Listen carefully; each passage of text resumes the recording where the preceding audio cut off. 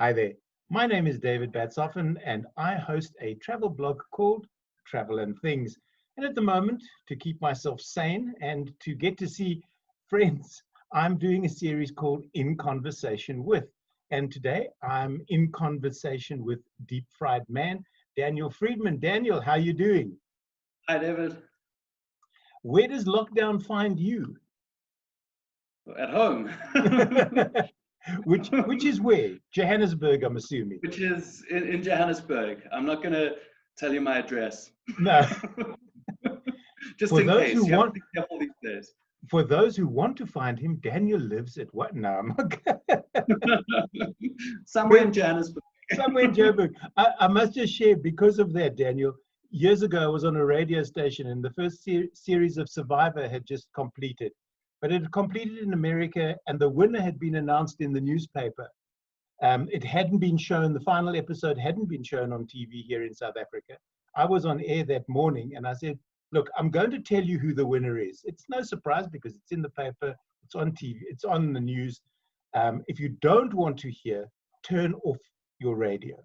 So, okay, turn off your radio. The winner was Richard, I can't remember his surname. And then I counted in my head and I went, and for those of you who have just switched back on, the winner was Richard. Well, station management called me in the next day going, what the hell did you say? What? So no, wait. So your intention was to trick the people into coming back online and then telling them the winner. Yes. Oh wow. Oh wow. And people had phoned in going, we can never watch the program again. Really? I'm sure. Shame. This is Google. Come, Googs. He tends to bark sometimes. He's my doggy. I don't know if you can see him. Yes, we can. Hello, puppy. So, I'm going to let him out the room quick. Okay. No, you say I've learned by experience not to spoil things for people. It's like one of the most, I remember my brother's a huge Manchester United fan and we had a social event of some kind and my friend from high school at the time, basically my brother was so adamant that he wasn't going to find out the score. It was like the FA Cup final or something like that. And he had VHS'd it, he had recorded it by VHS at home and he was going to watch it when he got home. And this whole day passed and he had managed to keep it to himself. And then as my best friend from high school got out and we dropped him off at home, he said, by the way, Manchester United won, and he ran off. And my brother basically just went into a full-scale rage and got out the car and tried to beat him up. So I've discovered one of the most serious things in life is ruining people's surprises. Don't mess with that. And you know, with social media being what it is today, those sort of events are very difficult not to find out about. You've got to literally into yourself for the whole day and hope that you don't see it perchance anywhere. Oh yeah, with Game of Thrones, that was awful. Because for some reason, people want to go online the second it's finished. Yeah. If someone spoiled it for them, they'd be very upset. But the second they've watched it, they're going online and they're saying, I can't believe that Jon Snow did X, Y, Z. Yeah, we'll come to your house and red wedding your entire family. Nobody saw that coming. Oh yeah, no. Well, that's the reason. That's the thing.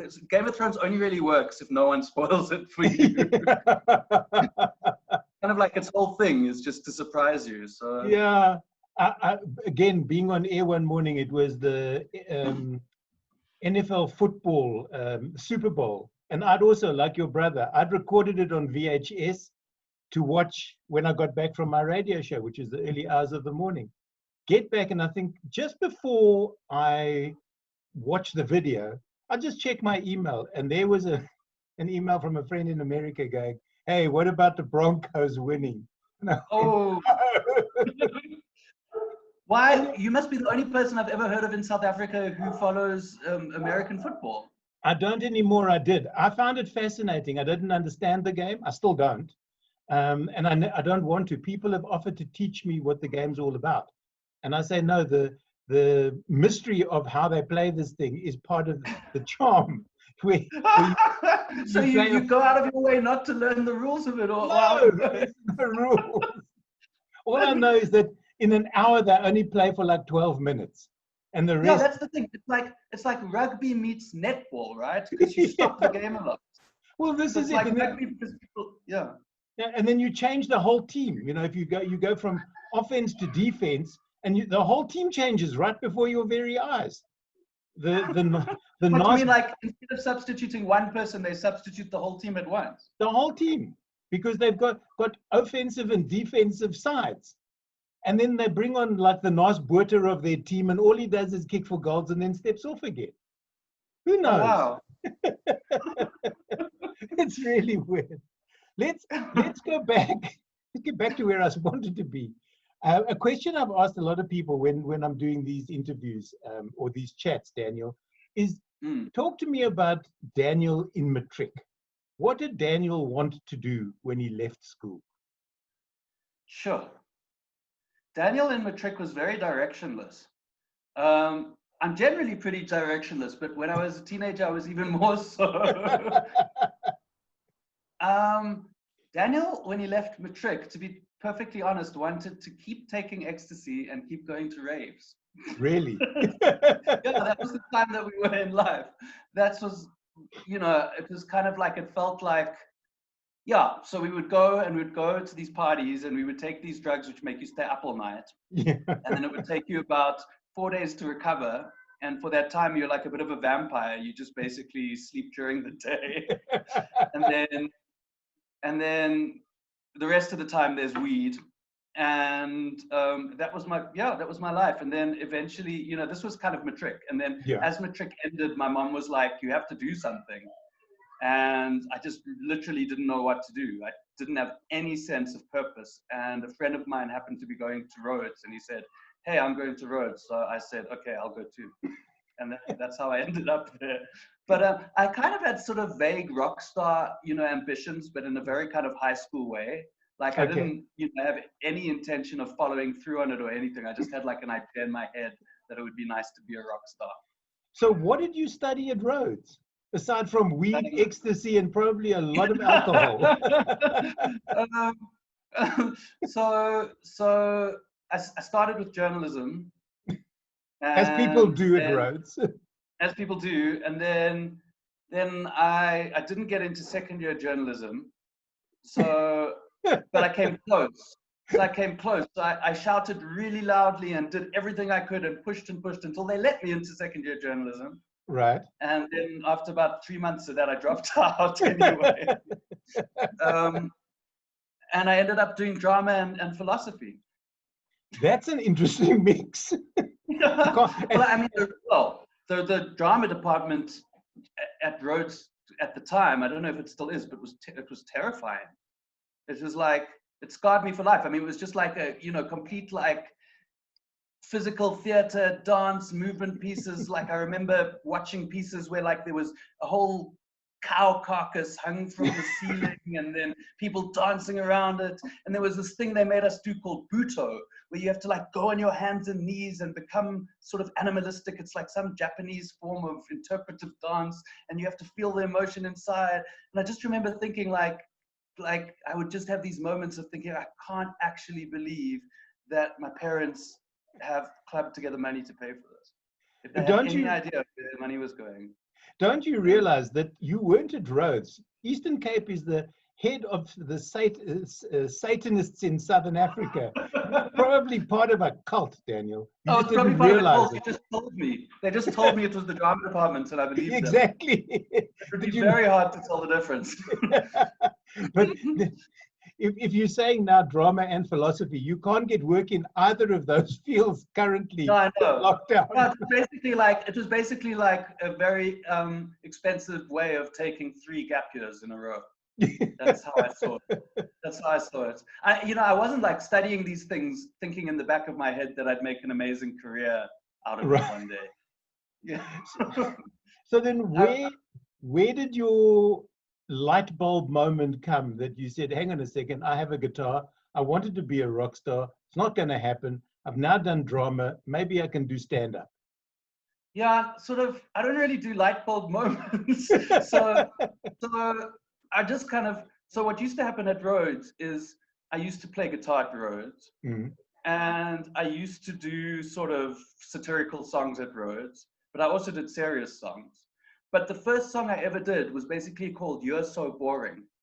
And it was, I would go to this thing called the Fireside Jam, and it was like there were all these sort of subcultures, I would suppose you call them at Rhodes, and maybe not subcultures, but sort of predominant groups. Like you have the jocks, kind of like in an American movie. You have the sporty guys, then you have the hippie guys, then you have the goth kind of guys, and so I basically made fun of all of these groups, and told them that they're so boring. And then the last verse was me basically turning it on myself and saying that I'm so boring too. And that was the song, and that was like my, hit. And, that was the thing. People used to make me get up and do that one. And then, I sort of wrote some other more serious songs and stuff, but that was my biggest one. And then towards the end of Rhodes, I had to do a drama final piece. And so part of my drama final piece, because I hated movement, and it was like a movement piece. So in the middle of the movement piece, I stopped the movement piece and I said, I never wanted to do movement. I always wanted to be a singer-songwriter. And then I picked up a guitar. And then I had to write a song to go with that. And so the song I wrote was called Stay in Grahamstown. And at the time it was like just after 9/11. And so there was this sort of feeling that like there would be some, kind of world war. There was like that whole sort of, the axis of evil versus the America and their allies or whatever. At the time, that was the predominant sort of narrative. And everyone had this feeling that there was going to be something happening. And the song was all about how it doesn't matter because you can stay in Grahamstown and they'll never bomb Grahamstown because it's way too obscure. And how you can become a lecturer and like... They must have loved you. So that was the song. So that was just, the only reason for that song was to go in that movement piece.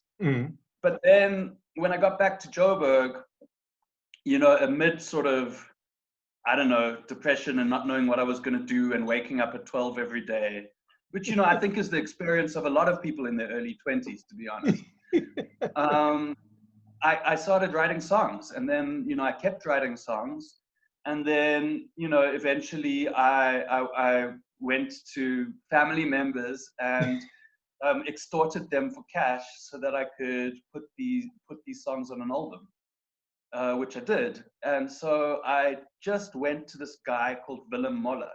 And Willem Moller is like a legend, a lesser-known legend of the alternative Afrikaans scene. He used to be in the Gerre Formende blues band. Which is Johannes Kerkorrel's, it was Johannes Kerkorrel's band, very influential and sort of, at the time, anti-apartheid and all of that. And that was Willem. And he also, produced all of the like classic albums of Shifty Records, which is, Shifty Records is more of a cult thing than they used to sell nowhere near the amount of copies and have nowhere near the amount of sort of media attention as alternative Afrikaans guys today, sort of Fok of Pelita and Jack Parow and those sort of guys. But they sort of, they were just incredible cult figures like Koos Kombees and those sort of guys. It was all part of the full frame movement. Yeah. So that was, Willem Moller was there the whole time. Like I've got a book on the full frame movement, and there he is on the cover. So have I. I can't get to it from here without leaving the picture. But Willem's all over it, and he was sort of more more backgroundy figure, but all over it, and he produced all of the like major albums of that time. And along comes a nice Jewish English-speaking boy. Yeah. I can't even remember why I went to him specifically. He lived in a house in sort of Kensington, and he had like a little studio in his backyard. And he used to, and we did it very simply. We just recorded it acoustic. I went in and just recorded all the songs acoustically. And then we spent a couple of months going back and overlaying bass and overlaying drums and overlaying all sorts of things. But it was essentially me playing the songs like I would do it live and then embellishing them. Yeah. And then Stay in Grahamstown, the song, I put on as a bonus track. I didn't like write it on the CD cover or anything. Like, you know, a typical bonus track, which is an unannounced track on an album. Yeah. And I put it on there just as a basic look, like sort of tip of the hat to Grahamstown, because now I was back in Joburg and just that's where I'd spent the last 3 years of my life. And so that's all it was. And somehow that got on the server of Rhodes, their like shared server at the computer lab, and became passed around and passed around and passed around. And Staying in Grahamstown became this sort of like major hit in Grahamstown, to the point that even when I go back to Grahamstown now, the students who are now like 10 years, well, much more than 10 years divorced from me, they still know this song. But trust my luck, whoever saved it on the Rhodes server, there was a very sort of kind of obscure and, dare I say, average band at Rhodes called The Uncut. Man, I hope they don't watch this. That's mean if I called them average. But someone labeled it as The Uncut, Stay in Grahamstown, mislabeled the song. And so everyone in Grahamstown thought this like classic legendary cult song was The Uncut. And then when The Uncut played live, they would say, play Stay in Grahamstown, play Stay in Grahamstown. And then The Uncut sheepishly sort of say like, we don't know it. And then The Uncut got so sick of being asked the request that they learned the song and started playing it, which really didn't help my cause of like saying, you know, actually guys, it's my song. But there are like a couple of people out there who did the research and know that it's my song. And a couple of times that I've done comedy shows in Grahamstown, I've dropped that song in, and but then don't the people ask you, why are you doing an uncut song? An uncut song. A couple of people did, which really made me upset. But it's like when you write material, as I did for another comedian years ago, before I was doing stand-up. And that particular comedian used the material and it went very well. And when I started doing it, I thought, hell, I'd love to do the material, but then people are going to say to me, no, you're borrowing from somebody else, and you can't prove that you wrote it. Yeah. You know, and the other person had done so well out of it that they certainly weren't going to own up to the fact that I'd written the material. Yeah, I mean, it really shows you how much it is down to delivery in a way, and how much confidence helps. Because, I mean, I'm not going to mention names, but there's guys I know who've written for Trevor Noah who have just never gotten that kind of response doing their own material on stage. Yeah. But Trevor will take their material and do it and get this massive response. And it just shows you how much of it does come down to confidence, deliveries, stuff like that. I mean, there's, you know, everyone in the comedy, you know, there's guys in the comedy industry who are incredibly funny, just incredibly deeply funny, but not necessarily as funny on stage as, you know, your most famous guys. So a lot of it's just down to delivery, and I mean, a lot of it's showmanship, basically. But a lot of comedians, the reverse is also true. They may be fantastic on stage, and they can get 3,500 people to laugh hysterically. Sit with them over a cup of coffee, and dare I say it, they're as boring as shit. Yeah. Yeah, that was when I opened for Trevor Noah, that was like kind of like we didn't really get along. It was a hard thing. Like, I always kind of think that if I could go back in time, I would have made more of an effort to get along with Trevor Noah, because who knows where I'd be now. Yeah. But I opened for him for his show, and you know, we sort of sat backstage, and I was like, sort of like, hey, and he was sort of like, hey. And he's very much someone who doesn't make any effort to entertain you backstage, that's for sure. And then I remember then he asked me something about football, and I was like, I don't really watch football. And he said, and that was it. It was over. Me and Trevor Noah. Like, you cannot hope to have any kind of serious relationship with Trevor Noah as a man if you don't watch football. So that's it. That was it. Years ago, Barry Wronger had interviewed Robin Williams, and I would have given my eye teeth to interview the man. And I said to Barry afterwards, what was it like? And he said, I had to go and lie down for an hour afterwards. Because he said Williams is on. I mean, Williams was well known for saying he took cocaine to slow down.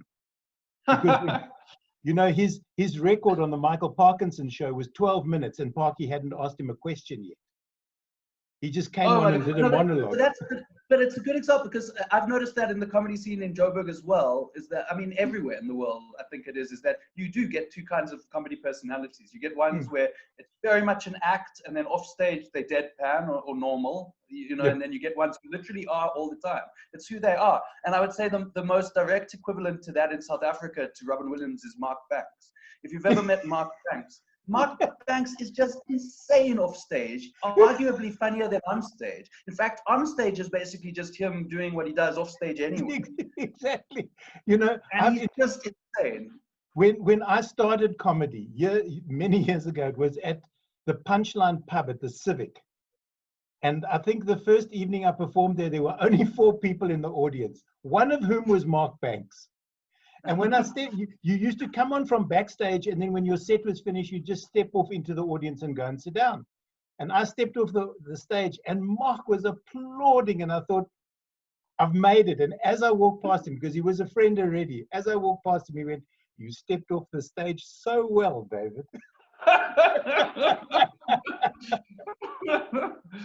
It's a bit of a comedy cliche, but he did it. I think he originated the thing of when you like come off stage and you get like a really big applause, and then you walk out and everyone's like high-fiving you or whatever, and then you go around the corner and then it's Mark Banks and he says, "Have you been on yet?" and like, never interview Mark live on the radio, because he'll say the most horrendous things and then go, "Are we live? Inappropriate." Yeah. I think it's like, when is this going to be broadcast? He's like a human, you know what, the idea of trolling on the internet. Like, he was trolling. He's been trolling his whole life just in person. Yeah. It's amazing. Yeah, and he's done some, I've heard some interviews. He started talking about some charity on Metro FM. That's charity that it's his own charity, and he made it. And he was like, and after a while it became clear he was making the whole thing up. He was just making up the fact that he had this charity and he wanted people to get behind his charity. He just made it up. No, he is. He's extremely funny, and he is. Now that I think about it, the couple of times that I have interviewed him, I have had to go and sit in a corner and have a cup of tea and just stress. Yeah. Sure. I mean, yeah, there's a couple of guys. I mean, to be honest, I find it exhausting after a while. Like, to be honest, the thing about my sort of comedy time that I've had is that I've always kind of felt that I was going back to what we were talking about earlier. It started with music for me. And I was always a singer-songwriter, and some of my songs happened to be funny. And the way I made the transition eventually is just that I used to play gigs at the Bohemian, and a couple of friends, it was just the same friends of mine who always used to come support me. And a couple of them said, you know, you've got some funny songs, just try going to the Melville Underground. And so I did. So I went to the Melville Underground, which, if anyone who's watching this has never, you know, it was just the most, it's the sort of classic, legendary venue of comedy. It happened every Sunday night at Cool Runnings in Melville. And it's where sort of, you know, if you didn't start out there, then it was the gig where everyone went to experiment, where many careers were started. It was just the greatest. It was John Flissmus's thing that he started with Bevan Cullinan, I think. Yeah. And yeah, I got on stage there and I did my songs, the same sort of funny songs that I'd been doing back at the Bow. And it was just a completely different response. People went crazy because, you know, normally you're sitting at a bar, people don't know who you are, why are you there? People are trying to chat up the girl next to them or whatever. You know, people are just drunk, and, you know, so, but like comedy, it's like, there's an MC, and what his job is to create this, bring everyone in. And it's a huge taboo to talk during a comedy gig, which is why, you know, hecklers get put down the way they do. It's a huge taboo, but so it was completely different because people listen to you. Yeah. And that was what, I mean, I don't sing like an angel or anything. It's just basically about the lyrics for me. So it was perfect. And the reason why I say that is because this always on thing, I've always struggled with it. If you get in a big group of comedians, everyone's putting each other down and everyone's like, I mean, but like, it's really funny and whatever, but it's like, there's times where I just want to say, guys, just, you know, like, how's your mother, you know? Like, how, you know, like the people. Yeah, can't we just be normal for a second, you know? And there's varying degrees of that in comedy, but I always felt like this huge pressure I felt like I didn't come from that background. And because I wrote songs are a very premeditated thing. You write the song, you come on stage and you perform it. So I always felt this huge pressure to have a quick comeback. And there's that huge pressure in comedy and roasting as well. It's like I can come up with the great insults at the best of times, but not necessarily on the spur of the moment. I'm that guy who like, everyone's roasting each other, and then when I'm driving home in the car later, I'm like, oh, shit, that's what I should have said. Hindsight is always 2020, Daniel. Yeah. I struggled with that. I struggle with comedians who are always on. I do. I mean, I love them, but I struggle. Just to go back to your album, is it still available? Are there copies in? So there are people who still message me on Facebook and tell me that they've got a copy. My friend Toast put it on as a playlist on either Spotify or Apple Music. So it's like somewhere on the internet. It's under the name High Society. So you wouldn't find it through any of my kind of names. The band, so High Society is what I put it out in. And then but I've got like 20 copies left, and it's somewhere available online. But it's, I mean. Different time. Yeah. Yeah, sure. I mean, I was 22 years old. But, you know, occasionally I'll listen to it now and I'm like, yeah, that was good. It was that sort of thing where it was like bubbling under, and I would get feedback, like Ampi Omo from Boo would say, oh my gosh, this is the best. You know, it was like, because it was different to anything at the time. Yeah. It was kind of like it was a very eclectic. It had elements of folk, it had elements of hip hop as well. And then it had Willem completely went with it as a producer. So you had just all this completely eclectic mix of stuff on the album. It was just different to anything else at the time. And so where did Deep Fried Man come from? Deep Fried Man was years later. Okay. So what happened was I put out this album. It was called 14 Steps Towards Self-Actualization. And it had a sort of fake motivational speaker type thing about it. So the cover was like me in a suit going like, yes. And then the whole like sleeve was all this stuff about like, you know, motivation, you know, sort of fake motivational stuff. And then what happened was with that is that I got a friend of mine to remix it, because I thought, you know, the production's great, but it's very much like sort of classic rock in a lot of places. I wanted it to be more, at the time, you know, sort of more electronic. So a friend of mine who's actually a brilliant electronic producer in Cape Town called Richard III and a DJ, and he remixed a few of the songs. And from me doing that with him, we decided to start a band. And so the band was basically me, a bassist, and him, which he, instead of drums, he just had this machine, and he would cue all the beats and samples from a machine, which was brilliant. It was amazing. He was cueing all these samples live, and it was amazing, but no one understood what he was doing. Everyone just thought he was pressing play, and everyone would shout at us afterwards, like, where's your drummer? So he left after, you know, we got to the stage, we were playing with the Parlotones a lot, and we were playing with the Finkelsteins a lot. And at the time, there was a record company called Sovereign Records, who basically made the Parlotones big.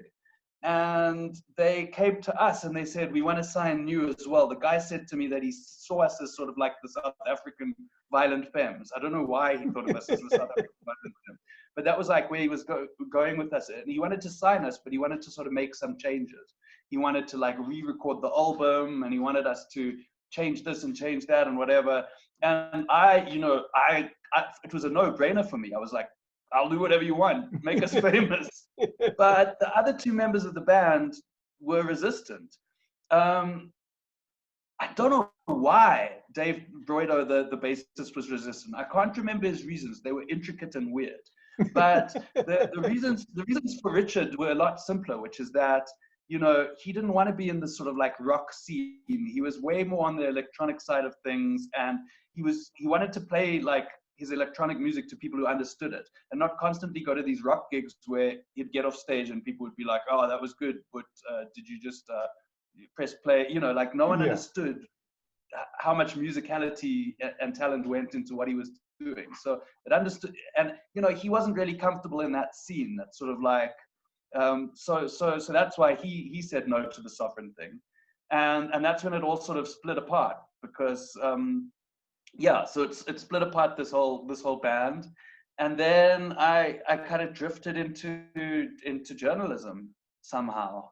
I think I was, no, I don't know my own timeline, but I think it was actually parallel, because I think I was also doing journalism while I was doing high society. Right. But then when it was fun, I was like, fine, I'll just be a journalist. And then, I eventually, there were years that passed and I didn't, step on a stage. And I was the listings editor at Mail and Guardian, and I was kind of an arts and entertainment journalist who used to criticize other artists. So it was kind of like, I was like, those days are over type of thing, because I felt it was very much a weird space to be in, to be someone who has to comment on other artists, but then I'm also an artist myself. So I would just play down the fact that I was ever a musician or whatever. But I guess I still wrote songs. And then I started writing these. I went overseas, and when I came back, it was like a very, very depressed time for me. And those are the times where I write a lot of songs. Right. And I came back, and for some reason, I started performing in a hat and a little skinny tie, and that was just what I performed in. And I used to play these like depressing folky songs on stage at the Bow, and like I slowly went back into performing like on the side. I think at the time then I was at SL Magazine. And then, so I was just this little like folk singer, and I put out an album called Deep Fried Man Is Not Amused. The name Deep Fried Man just came from my friend Dave. He said, you should call yourself Deep Fried Man. It's just basically a pun on my surname, which is Friedman, Fried Man. But so I made this album called Deep Fried Man Is Not Amused. And Reg Rumney, who's a friend of my dad's, phoned my dad up after hearing this album and was like, is your son okay? It was that kind of album. It was that kind of album. And like at the time I was like, why? I didn't know what was meant. But now if I listen to it now, it's like even just the songs, it's like called like Everything Will Die, Sick of It. I shouldn't be laughing.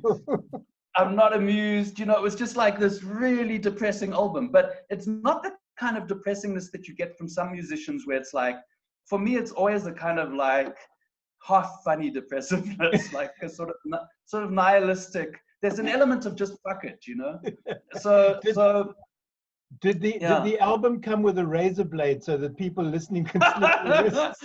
No, but that's the weird thing. That's the distinction, which I think Reg didn't get, and which it wasn't like an Elliott Smith or Leonard Cohen type of thing. Even Leonard Cohen, I think, has been unfairly labeled as the depressing guy. But you get some guys where like afterwards you want to slit your wrist. I think if anything, after hearing I'm Not Amused, what you'd hopefully not want to do is not slit your wrists, but just basically not give a fuck about anything and go, not show up for work and go sit in a bar and drink a beer at 8 o'clock in the morning. It's that sort of thing. It's interesting that you mentioned Leonard Cohen, because back in the 70s when I started listening to him, I found his music terribly depressing, and I always used to joke that his albums came with a razor blade or a Stanley knife. And now in the latter years, when I listen to him again, you realize how brilliant the man actually was. And I'm a huge fan. Is just one of those songs. When I hear cover versions, I think I've heard 2 cover versions that I like. The rest you go, just leave it alone. It's not for you. There's only one person who can actually, well, there are 2. K.D. Lang did a version, which is stunning. Which song is this, sorry? Hallelujah. Hallelujah. But I don't know, I disagree with you, because his own version, it was like that 80s sort of like, it had like I actually think that, man, what's his name? He died. He was also a very depressing guy. And I'm not doing this situation justice by not knowing what his name is, but he's got Jeff Buckley. It's Jeff Buckley, of course. Jeff Buckley's version of Hallelujah is transcendent. I must listen to it then. I'll give him the opportunity. I think there's a lot of songs where I think Leonard Cohen's version of it does it justice, but I think Hallelujah is so covered as well. There's a million versions. And actually, there was this one time I just went into a bar in KZN, No, no, no. And Hang on. You've got to do that properly. So a Jewish comedian walks into a bar.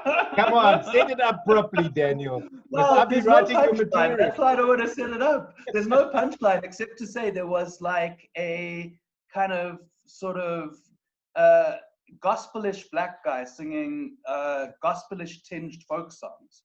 And then he just broke into this version of Hallelujah by Leonard Cohen. And it was the most beautiful thing I've ever heard in my entire life. So I have to disagree with you respectfully that I think that's the one song of his, which is kind of everyone's song. Okay. It's gone way beyond him. It has. It's like Coca-Cola and apple pie. It no longer belongs to him. So journalism, I know because you posted on Facebook that you had an incident at the Citizen. Now, did that help or hinder your journalistic career? Well, I applied for a couple of jobs at News 24 after that, and I didn't get them. So I don't know if that's evidence that it's hindered it. I'm currently not working as a journalist, but Right. you know, I don't know. See, when you asked me when my light bulb moment was, and I said I'm not really a light bulb guy. I'm not someone who's like gonna fight that hard for any one given career. Like you said before we started recording, you said you get bored easily. That's why you don't do stand up anymore. It's kind of the same with me. And there were parts of my job at the Citizen that I loved, but a lot of it was very toxic. Like online journalism specifically is a very toxic thing at the moment. First of all, there's the mandate to do clickbait. And the dilemma is this, is that before I started the job, I judged clickbait as hard as the next person. But when I got there, I learned that part of my job was doing it. And the reason why part of my job was doing it is because if we didn't get the numbers, we didn't get the advertising. And if we didn't get the advertising, no one got their salaries. So there's a direct link in modern journalism between having to do these clickbaity stories and the publications doing well. So there was that as well. So I felt compromised in a lot of the stuff I was doing as well. And it's different from place to place, but at the Citizen, the big thing is Julius Malema.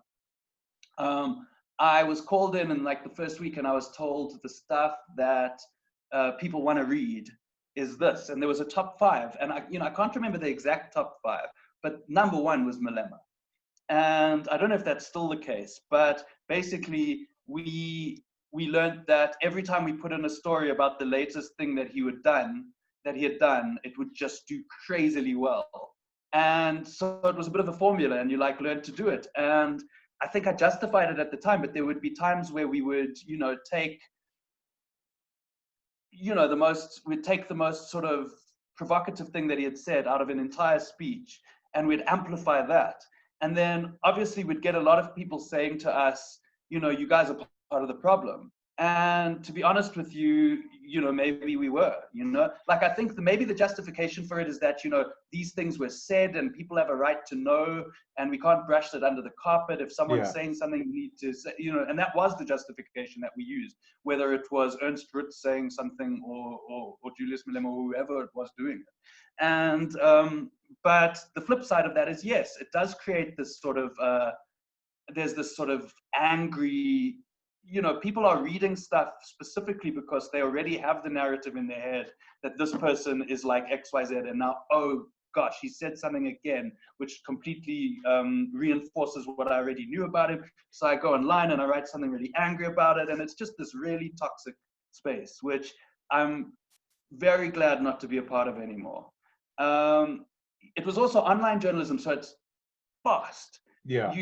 Something happens and you get it up as quickly as possible. So there's no room for quality in that. So it's like, if I am going to stay in journalism, or if I am going to do it, I really, when I was at SL Magazine, I used to write for places like Vice, Business Day, and I used to do really long form journalism where I would go out, cover a story, come back, take my time and write it. And there's a lot of space for, really, putting your heart and soul into a story there. And, there's a lot of that journalism still happening.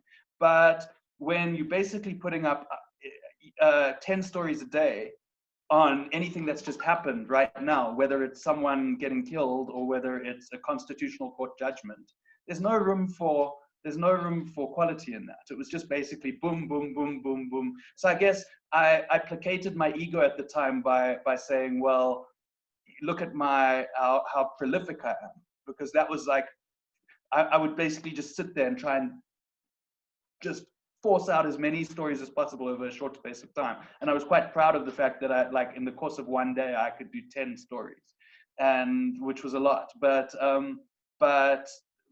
yeah, I mean, when I look back now, all I was doing was placating myself, because really, you know, it wasn't online journalism. There's not a lot of space for quality. And the guys who've done it the best are the guys who have created a model, you know, where you can get subscribers. So I mean, what I'm saying is that there still is a space. There still is a space for quality in online journalism, but it just depends. Yeah, you know, it certainly wasn't the stuff I was doing. I hear what you're saying, because from that perspective, I'm glad. Yeah. You know, from that perspective, I'm glad to be gone. And also, you know, I'm not, you know, the whole reason why I ended up going is because it was a time that was kind of torturous to my family, for one, because I wrote one specific story and that led to a backlash. And I basically, for a time, was like the most hated figure among a certain sort of right-wing group of South Africans. And who then went back into my past and found a bit of comedy I'd done. And this guy made a video about it, where he made claims in the video that weren't true, about me having made fun of farm murders, which I didn't. But he very brilliantly harnessed that he harnessed the rage of that moment. And I mean, I've never seen anything like it. And I know lots of people have gone through similar. And you know, especially the more I hear, the more the far right in South Africa is honestly, you know, there's a lot of, it's ironic, because obviously they would accuse the left of being social justice warriors and of attacking people online all the time, but they do the same. So, and in fact, even worse. I mean, like, you saw what Tumi Marake got just for making a fairly benign statement, a bit of a joke. You know, you could disagree with the joke, but it surely wasn't the kind of thing that needs to get people threatening your family. And that's what happened to her. So I'm not saying that what happened to me is any worse than that, but it was certainly the same kind of stuff. And it, you know, reached a sort of pinnacle. And you know, what I also realized is that comedy and journalism are two careers which just do not go together very well. And which kind of, I chose a kind of comedy and a kind of journalism which just melded together, and it became this really toxic thing, to the point that it you know, my family felt threatened. You know, I would get Gmail emails of people sending me my own Google address from Google Maps, sort of to say, hey, we know where you live, type of thing. Okay. So there was a private investigator who shared my entire, you know, if you're an investigator, you can do those checks where you get like someone's ID number, their last 4 addresses, their cell phone number, etc., etc. He shared this on social media, and for a while it was going viral. And the reason why I found out about this is because someone took pity on me and sort of sent it to me as a private message and said, look, this is what this guy's done. He sent out your private details to everyone. Wow. So it was a really rough time. And you know, I'm doing copywriting at the moment. I must admit, it's peaceful. Yeah. You know, you talk about that, and I want to touch on one thing that you said, and I won't mention the news outlet, but I now call it, and you brought it home for me, because I call it cut and paste journalism. And in fact, it's not even journalism, because all they do is, it's exactly that. It's, let's take the worst adjective we could find. It's like, COVID is terrifying. Yeah. And then you write a story about somebody who's whatever. You cut and paste a story about somebody. But if you take the word terrifying out of it, or those strong toxic adjectives, the story loses its interest and people won't click on it. Yeah. And now you've told me why they want that. So now you're into copywriting. You're sitting at home. Yeah. Look, David, no one around you and your dog for protection. Yeah. Well, so back to that old point, I just wanted to say, no one makes clickbait journalism because they think it's good journalism. Yeah. Everyone's doing it because they're trying to feed their families, and that's the hallmark of any toxic situation, is where you create a situation where people have to do that to basically support their family. That's a lot of the world. Anyway, back to what you were saying. I'm at home with my family and my dog. So what are you copywriting? Is it for anything in particular, or people just saying, "Will you write this for me?" type of thing? I'm working for Wunderman Thompson. I don't know, yeah, I'm freelance for Wunderman Thompson. My main client is Standard Bank. Yeah, Right. there we go. And less said about that, the better. Ask me about lockdown. No, I'm going to.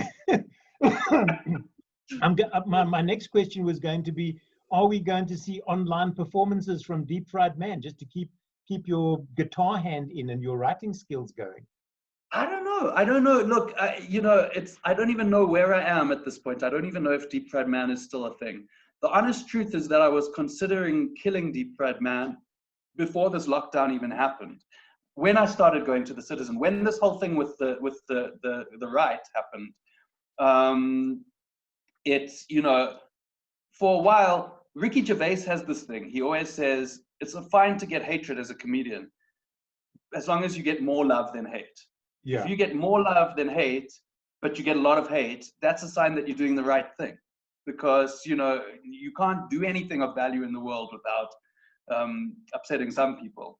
But it got to the point for me where, because of this thing that had happened with the right, I'm not sure if in hindsight I was getting, that more people hate me than love me as a comedian.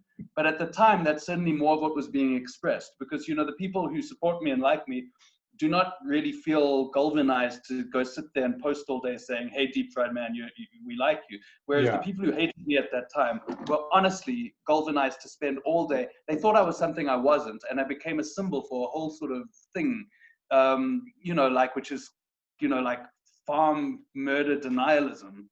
Right. I don't know if that's a thing, but I became sort of a face for something which I really had no intention of, all I was doing was highlighting the conspiracy theory of the white genocide, which should be a completely separate thing. But so I was getting a lot of hatred, and it just got to the point where the hate outweighed the love. And I guess I'd always said that I'd keep on doing Deep Fried Man as long as it was fun. And to be honest, it did become a job for a while. Like for a few years, I was doing corporate gigs, and you do get to a point where you just sort of, so my instinct is to kill it, and to not necessarily not do anything, funny again, but maybe see what else comes out of it. I feel like if I kill Deep Fried Man, maybe something else cool and fresh will come out of it. Because to be honest, there's only so many years you can sit with a hat and a bow tie and a guitar singing funny songs. It got to the point where those songs used to come to me naturally. It used to be a case of me just writing them down and performing them. And it got to a point where I was sitting there thinking, oh God, what's funny today? And it's I think that's why maybe taking a step back would be the best thing. I did do the virtual Savannah Comedy Club, and I did a song about lockdown for them, which I wrote just for that occasion. But even when I was performing that, I felt something has shifted in me, which is that, an interview like this a couple of years ago would have been very different, because comedians have the sense inside them of, oh shit, people expect me to be funny. I've got to put on a show, what we were talking about earlier with being on and off. And even if you aren't that person naturally, you try to be. I would go to interviews, and there's no way you're just going to sit on a couch and say, hey guys, you're trying to ham it up the whole time. Yeah. And when I was doing this performance for the Savannah Virtual Comedy Bar, I just sat there and I played the song without any attempts to be funny.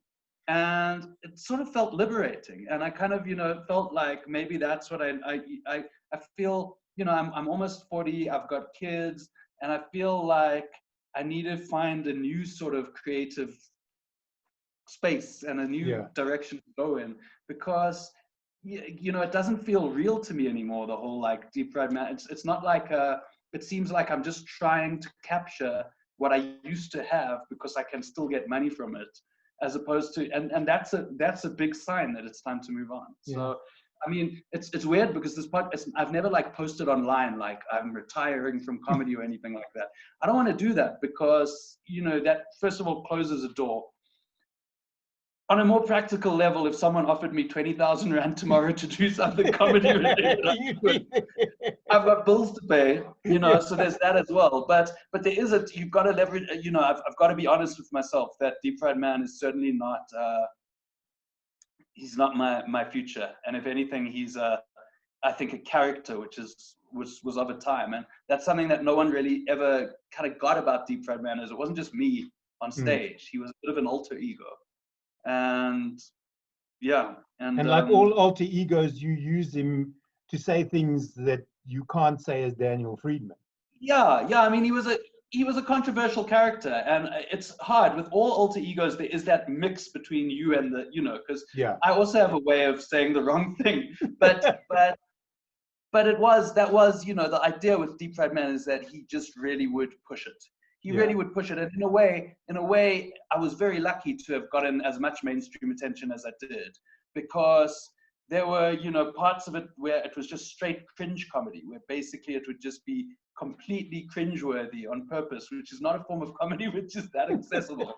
and you know, to this day, people told me that I had this complete and utter way of dividing an audience.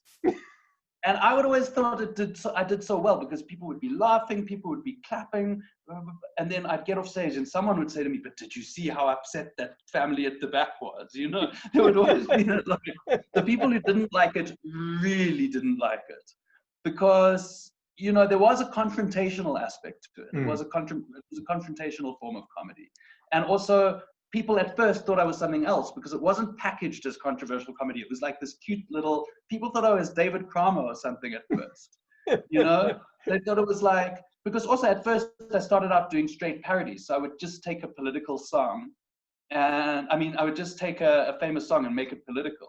And that's very accessible. Everyone would laugh at that. But then I just got bored of that. And then I started trying to write songs about sort of trickier issues. And so it's this guy that is supposed to be cute, but then he's getting out there and he's really making you feel uncomfortable. So there was an element of that, like. And people don't like that. It's like being at a Dara Brian concert, and if you're sitting in the front row, you know he's going to pick on you. Yeah. But I mean, at least, you know, even I think with me it was different. I wouldn't like. Oh, but it's true. I did go through a phase where I would sing songs to the people in the front row and actually talk to the, you know, I'd improvise a lot. That was actually a lot of fun. But it was like, in South Africa, the political stuff can be very divisive, and with both The Citizen and my comedy, it's like I have a form of politics that not everyone agrees with, and which a lot of people are very upset about. So I just kind of pushed through and said, screw it. But but your family loves you. My journalism career imploded as a result. But your family loves you. I think so, yeah. Daniel, it's been an absolute pleasure chatting with you. It really and truly has. I know this chat has been a long time coming, because we've been back and forth. And I have to tell you that in order to get on Zoom today, I had to say how many bicycles are in the picture. Which you saw on Facebook is one of my pet hates in life. I know, but you see, the thing with Zoom is they're not consistent. They don't do that every time you log on. It's I don't know, an arbitrary algorithm. They just surprise you with it. They're like, surprise! Yeah, it's like I've been doing this every day for the last, you're guest number 58. So and I think 4 have given me those, how many robots or how many bicycles or how many bridges. And I'm going, really? Come up with something reasonable, man. I'm very simple. I'm a very simple person, but I honestly don't understand what it's all about. It's to prove you're not a robot. But since when do robots make Zoom calls? And what would be the problem if they did? It's like a robot going, boop, bop, beep, bop, boop, bop. Like, I don't get it. Do you know, just before we wrap up, you know that in the bottom of our picture are our names? Yes. Okay, so I have a friend who figured out that you can alter those while you're talking. So what he does often is, if he's in a meeting and he's bored, he'll just change his name to Reconnecting, and then he'll sit dead still. And then people don't know if he's frozen. Zoom jokers. My brother's a Zoom joker. He knows how to do that thing where you change your background. I can't. So, I've tried, and the background here is too busy. oh yeah, no, but I'm way too. But also I'm way too technologically inept. But it's my younger brother. I couldn't be bothered. This is what it is. It's my office, and I love it. It's as simple as that. You're sitting talking to him, and there's kittens behind you, and then there's out of space behind you, and then he's in Paris. It's just, it's fun. It is indeed. I've been in conversation with Daniel Friedman. Daniel, thank you so very, very much for giving of your time.